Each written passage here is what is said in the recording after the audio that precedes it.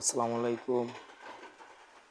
এখন যাচ্ছি সিদ্দিকি মার্কেট ভিতরে যাব হচ্ছে আজিমবার দোকানে। এখানে কি কি পাওয়া যায় দেখি।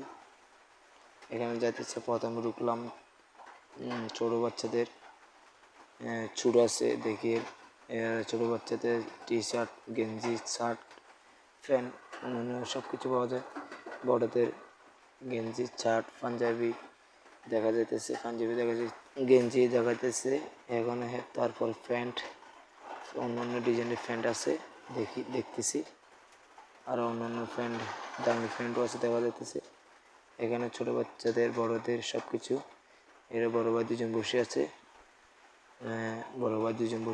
মনে হয় জিনিস লবে।